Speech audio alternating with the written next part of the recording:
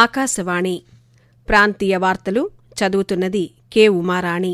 ముఖ్యాంశాలు: పాఠ్యపుస్తకాలకు మించిన అభ్యాసాన్ని, నైపుణ్యాలను పొందటానికి పరిశ్రమ నిపుణులతో అనుసంధానం కావాలని విద్యార్థులకు సూచించిన ప్రధానమంత్రి నరేంద్ర మోదీ.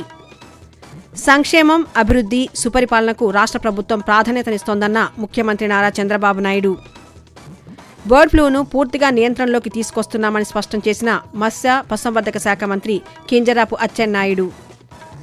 రాష్ట్ర రాజముద్రతో పాస్ పుస్తకాలను రైతులకు పంపిణీ చేస్తున్నామని వెల్లడించిన జలవనరుల శాఖ మంత్రి నిమ్మల రామానాయుడు. ఇక వివరాలు. పరీక్షపై చర్చ 9వ సంచిక కింద విడుదలైన 2వ భాగంలో తమిళనాడు, ఛత్తీస్గఢ్, గుజరాత్, అస్సాం రాష్ట్రాలకు చెందిన విద్యార్థులతో ప్రధానమంత్రి నరేంద్ర మోదీ ఈరోజు సంభాషించారు. ఈ సందర్భంగా విద్యార్థులు పరీక్షల సమయంలో ఒత్తిడి, ఆందోళనను ఎలా అధిగమించాలనే విషయంపై ప్రధానమంత్రి పలు సూచనలు చేశారు. చిన్న ప్రారంభాల నుండే పెద్ద ఆలోచనలు ఉద్భవిస్తాయని పేర్కొన్నారు. చిన్న చిన్న అంకుర సంస్థలతో విద్యార్థులు వ్యవస్థాపక ప్రయాణాన్ని ప్రారంభించాలని సూచించారు. పాఠ్యపుస్తకాలకు మించిన అభ్యాసాన్ని, నైపుణ్యాలను పొందడానికి పరిశ్రమ నిపుణులతో అనుసంధానం కావాలని ప్రధానమంత్రి సూచిస్తూ, पहले आपका ध्यान इस बात पे होना चाहिए कि आप क्या करना चाहते हैं। कुछ स्टार्टअप ऐसे हैं जो सिर्फ टेक्नोलॉजी में इनोवेशन करना चाहते हैं। किसी को लगता है मैं ड्रोन बनाऊं, किसी को लगता है कि मैं घर में बिजली की व्यवस्था ऐसी खड़ी कर दूं। तो किसी 4 दोस्तों को जानती होगी जो टेक्नोलॉजी में एक्सपर्ट हैं। एक आध दोस्त है फाइनेंस में एक्सपर्ट है। चलो 4 लोगों की टोली बना दे, साइड में अपन स्टार्टअप शुरू करते हैं। जरूर नहीं कोई स्टार्टअप के लिए कोई 25 साल की उम्र चाहिए, आप कभी भी शुरू कर सकते हैं। छोटे छोटे स्टार्टअप से भी काम शुरू हो सकता है. సంక్షేమం, అభివృద్ధి, సుపరిపాలనకు రాష్ట్ర ప్రభుత్వం ప్రాధాన్యతనిస్తోందని ముఖ్యమంత్రి నారా చంద్రబాబు నాయుడు తెలిపారు. అమరావతిలోని రాష్ట్ర సచివాలయంలో ముఖ్యమంత్రి అధ్యక్షతన మంత్రులు, కార్యదర్శుల సమావేశం ఈరోజు జరుగుతోంది. ఈ సమీక్షా సమావేశంలో జిల్లా కలెక్టర్లు, ఎస్పీలు దృశ్య మాధ్యమ విధానంలో పాల్గొన్నారు. ఈ సందర్భంగా స్థూల రాష్ట్ర దేశీయ ఉత్పత్తి జీఎస్డీపీ వృద్ధి రేటు, స్వర్ణాంధ్ర 2047 విజన్ లక్ష్యాలు, ఆదాయార్జన శాఖలు, కేంద్ర ప్రాయోజిత పథకాలకు సంబంధించిన ప్రణాళికల అమలు వంటి అంశాలపై ముఖ్యమంత్రి సమీక్ష నిర్వహించారు. ఈ సందర్భంగా చంద్రబాబు నాయుడు మాట్లాడుతూ, గత 19 నెలల్లో రాష్ట్రంలో చేపట్టిన కార్యక్రమాలపై క్షేత్రస్థాయిలో సమీక్షించుకోవాలని సూచించారు. నూతన సాంకేతికతకు అనుగుణంగా పరిపాలన పరంగా చర్యలు చేపట్టాలని ముఖ్యమంత్రి పేర్కొంటూ, గవర్నమెంట్ డేటా అంతా కూడా సింగిల్ పోర్టల్ తీసుకురావడం కావచ్చు, ఇంకొక పక్కన ఏఐ అప్లికేషన్ కూడా వాడే పరిస్థితికి మనం వచ్చాం. మన దేశంలో అమరావతి సెంట్రిక్ గా ఈ రోజు క్వాంటమ్ కంప్యూటర్ కూడా పోయే పరిస్థితి వచ్చాం. 2 సంవత్సరాల్లో క్వాంటమ్ కంప్యూటర్స్ ఇక్కడి నుంచే మ్యానుఫ్యాక్చర్ చేసే పరిస్థితికి వస్తున్నారు. మనమే ప్రపంచానికి క్వాంటమ్ కంప్యూటర్స్ కూడా ఇచ్చే పరిస్థితికి వస్తున్నాం. AI, quantum computers, data centres ఇవన్నీ కూడా రాబోయే రోజుల్లో సాంకేతికంగా పెనుమార్పులు వస్తాయి. ఏవియేషన్ ఇన్ఫ్లుయెంజా బర్డ్ ఫ్లూను పూర్తిగా నియంత్రణలోకి తీసుకొస్తున్నామని, ప్రజలు ఆందోళన చెందవలసిన అవసరం లేదని మత్స్య, పశుసంవర్ధక శాఖ మంత్రి కింజరాపు అచ్చెన్నాయుడు ఈరోజు ఒక ప్రకటనలో తెలిపారు.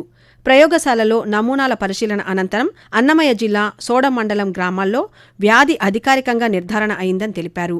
నిర్ధారణ అయిన వెంటనే ప్రభావిత ప్రాంతాల్లో ప్రతిస్పందన బృందాలతో నివారణ చర్యలు చేపట్టామని, రైతులు, సిబ్బందికి వ్యాధి నియంత్రణ చర్యలపై అవగాహన కల్పిస్తున్నామని చెప్పారు. కోళ్ల పెంపకందారులు జాగ్రత్తలు పాటించాలని, అసాధారణ పక్షి మరణాలు ప్రజలు గమనిస్తే వెంటనే పశువైద్య అధికారులకు తెలియచేయాలని మంత్రి కోరారు. నెల్లూరు నగరాన్ని స్మార్ట్ సిటీగా తీర్చిదిద్దేందుకు చర్యలు తీసుకుంటున్నామని పట్టణాభివృద్ధి శాఖ మంత్రి పొంగూరు నారాయణ తెలిపారు. నెల్లూరు నగరంలో ఏర్పాటు చేసిన ఎన్టీఆర్ సుజల స్రవంతి తాగునీటి శుద్ధి కేంద్రాన్ని ఆయన నిన్న ప్రారంభించారు. ఈ సందర్భంగా మంత్రి నారాయణ మాట్లాడుతూ, నెల్లూరు నగరంలో మురుగునీటి కాలువల ఆధునీకరణ కోసం 50 కోట్ల రూపాయలను కేటాయించామన్నారు. నగరంలోని 60 ప్రాంతాలలో తాగునీటి శుద్ధి కేంద్రాలను ఏర్పాటు చేస్తున్నామని మంత్రి తెలియజేస్తూ, 54 డివిజన్లకి అప్పుడు 550 కోట్లతో అండర్ గ్రౌండ్ డ్రైనేజ్, 550 కోట్లతో డ్రింకింగ్ వాటర్ ప్రాజెక్ట్స్ ఇచ్చాం. రేపు జూన్ కి అవి 2 కంప్లీట్ అయిపోతున్నాయి. Nellore corporation 100% drinking water under ground, తర్వాత ఎక్కడైతే ఓపెన్ డ్రైన్స్ ఉన్నాయి పెద్ద ఆ ఓపెన్ డ్రైన్స్ అన్ని 2 పక్కల కాంక్రీట్ వాల్ గట్టి పైన స్లాబ్ వేయడం జరుగుతుంది. సిటీలో 40 కోట్లతో స్టార్ట్ అయినాయి. రూరల్ లో కూడా కంప్లీట్ చేయడానికి ఈ కొత్త ప్రాజెక్టులు 65 కోట్లు పెట్టి శాంక్షన్ చేసాం. టెండర్లు కూడా అయిపోయినాయి. అవి కూడా తొందరలో స్టార్ట్ చేస్తాం. నెల్లూరుని ఒక మంచి స్మార్ట్ సిటీగా చేయడం జరుగుతుంది.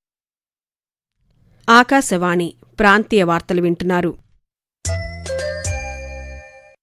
రాష్ట్ర రాజముద్రతో పాస్ పుస్తకాలను ప్రభుత్వం రైతులకు పంపిణీ చేస్తోందని జలవనరుల శాఖ మంత్రి నిమ్మల రామానాయుడు తెలిపారు. పశ్చిమ గోదావరి జిల్లా యలమంచిలి మండలం సిరగారపల్లిలో నిర్వహించిన మీ భూమి మీ హక్కు కార్యక్రమంలో భాగంగా 176 మంది రైతులకు పట్టాదారు పాస్ పుస్తకాలను మంత్రి నిన్న పంపిణీ చేశారు. ఈ సందర్భంగా ఆయన మాట్లాడుతూ, అంటే ఏదైతే ఈ పాస్బుక్ లో ఉన్నటువంటి ఆస్తులు మనవా లేకపోతే రేపు వైఎస్ఆర్సీపీ నాయకులు అంటారా అని చెప్పేటువంటి ఒక భయం ఆ పాస్బుక్ చూస్తే కల్పించేది. మళ్ళీ ఈ రోజు మీ ప్రభుత్వం అధికారంలోకి వచ్చిన తర్వాత మీ భూమి మీద మీకే హక్కు ఉందని చెప్పి ఈ రోజు గవర్నమెంట్ ఆఫ్ ఆంధ్రప్రదేశ్ రాజముద్రతోటి పట్టాదారు పాస్ పుస్తకాలు మీకు అందజేస్తూ ఉన్నాం. విజయవాడలోని గుణదల మేరీమాత ఉత్సవాలు ఈ రోజు నుంచి ఘనంగా ప్రారంభమయ్యాయి. ప్రత్యేక ప్రార్థనలు, దివ్య బలిపూజతో ఉత్సవాలకు మత పెద్దలు అంకురార్పణ చేశారు. ఈ రోజు నుంచి 3 రోజుల పాటు జరిగే ఉత్సవాలకు పెద్ద సంఖ్యలో భక్తులు వస్తారని అంచనా వేస్తున్నామని అధికారులు తెలిపారు. ఈ నేపథ్యంలో పోలీస్ బందోబస్తుతో పాటు ట్రాఫిక్ మళ్లింపులు చేపట్టామని విజయవాడ పోలీస్ కమిషనర్ రాజశేఖర్ బాబు తెలిపారు. గుణదల కొండకు ప్రత్యేక బస్సులు నడుపుతున్నామని రాష్ట్ర రోడ్డు రవాణా సంస్థ అధికారులు తెలిపారు. కర్ణాటకలో జరిగిన రహదారి ప్రమాదంలో రాష్ట్రంలోని అన్నమయ్య జిల్లాకు చెందిన 3 మృతి చెందడంపై రవాణా శాఖ మంత్రి మండిపల్లి రాంప్రసాద్ రెడ్డి దిగ్భ్రాంతి వ్యక్తం చేశారు. కర్ణాటకలోని కోలార్ జిల్లా శ్రీనివాసపురం సమీపంలో నిన్న వ్యవసాయ పనులు ముగించుకొని తిరిగి వస్తుండగా వాహనం అదుపు తప్పి బోల్తా పడిన ఘటనలో 3 మృతి చెందడం బాధాకరమని తెలిపారు. మృతుల కుటుంబాలకు ప్రగాఢ సానుభూతి తెలిపారు.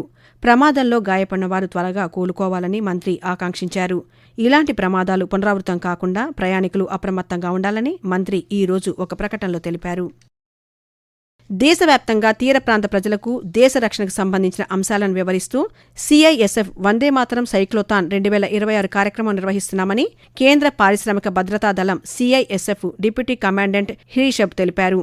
వందేమాతరం గీత రచనకు 150 ఏళ్లు పూర్తయిన సందర్భంగా కేంద్ర పారిశ్రామిక భద్రతా దళం ఆధ్వర్యంలో చేపట్టిన వందే మాతరం సైక్లోథాన్ కృష్ణా జిల్లాలోని మచిలీపట్నంలో కొనసాగుతోంది.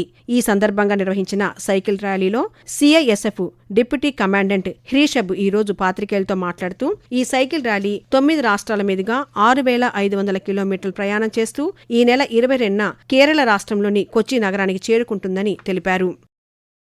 శ్రీశైలం మహాశివరాత్రి బ్రహ్మోత్సవాల్లో తొలి రోజైన నిన్న సాయంత్రం ధ్వజారోహణ కార్యక్రమం నిర్వహించారు.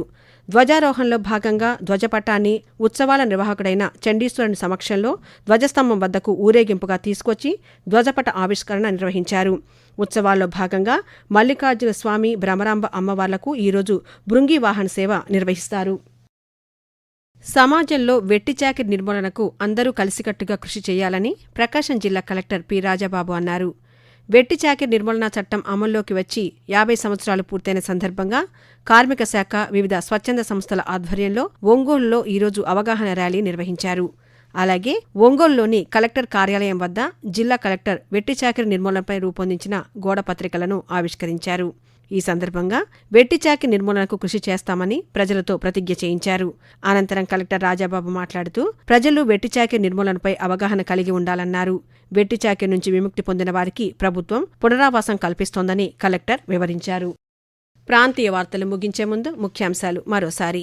పాఠ్యపుస్తకాలకు మించిన అభ్యాసాన్ని, నైపుణ్యాలను పొందడానికి పరిశ్రమ నిపుణులతో అనుసంధానం కావాలని విద్యార్థులకు సూచించిన ప్రధానమంత్రి నరేంద్ర మోదీ. సంక్షేమం, అభివృద్ధి, సుపరిపాలనకు రాష్ట్ర ప్రభుత్వం ప్రాధాన్యతనిస్తోందన్న ముఖ్యమంత్రి నారా చంద్రబాబు నాయుడు. బర్డ్ ఫ్లూను పూర్తిగా నియంత్రణలోకి తీసుకొస్తున్నామని స్పష్టం చేసిన మత్స్య, పశుసంవర్ధక శాఖ మంత్రి కింజరాపు అచ్చెన్నాయుడు. రాష్ట్ర రాజముద్రతో పాస్ పుస్తకాలను రైతులకు పంపిణీ చేస్తున్నామని వెల్లడించిన జలవనరుల శాఖ మంత్రి నిమ్మల రామానాయుడు. ఆకాశవాణి ప్రాంతీయ వార్తలు ఇంతటితో సమాప్తం. తిరిగి సాయంత్రం 6 గంటల 10 నిమిషాలకు విశాఖపట్నం కేంద్రం నుంచి ప్రాంతీయ వార్తలు వింటారు.